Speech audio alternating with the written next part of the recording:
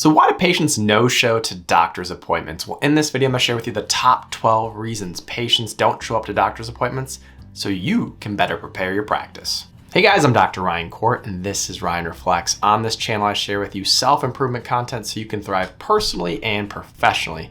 If you're new here, hit that subscribe button. Also, throughout any point in the video, check out the notes and links in the description below. No-shows cost the healthcare industry $150 billion a year. Even more concerning, the patients that need the care the most are the ones most likely not to show up, putting even more burden on the healthcare system when a catastrophic event occurs. Here are the top 12 reasons patients don't show up to doctor's appointments. First, lack of understanding of the condition. The patient doesn't understand why they're coming back to see the doctor. For example, if they have high blood pressure, you can't always feel high blood pressure. And if you don't understand some of the complications it can cause year over year, they may be less likely to come in to see their provider, particularly if it isn't causing them any immediate pain or discomfort. Next, when the condition improves or resolves.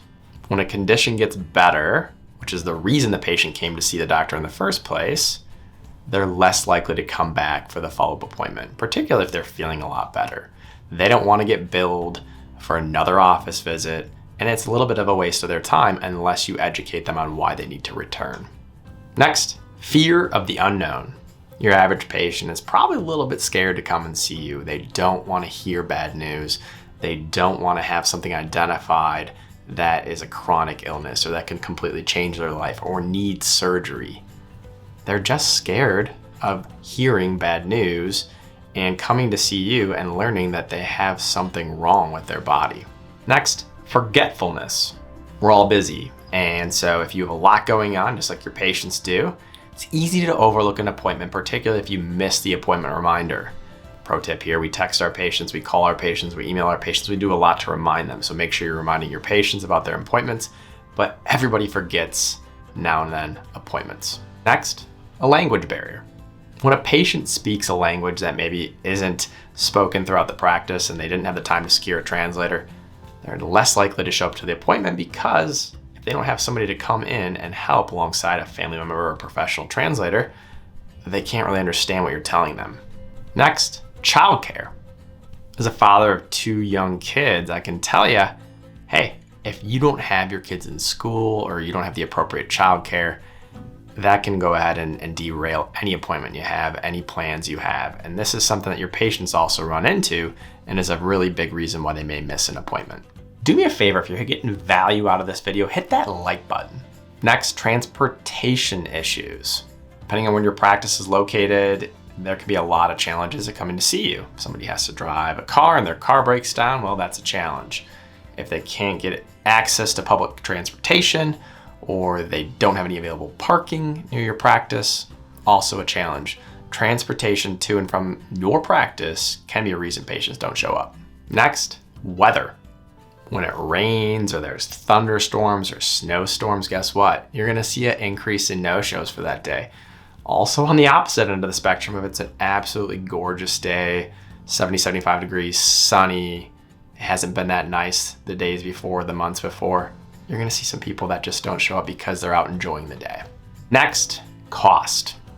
The patient is uninsured, or maybe they haven't met their deductible, or maybe it's an expensive procedure or office visit, or they just can't afford the cost in general, they're less likely to show up. And in fact, I just did a video, and I'll link to it above, on the impact of no-shows in healthcare, so check that out.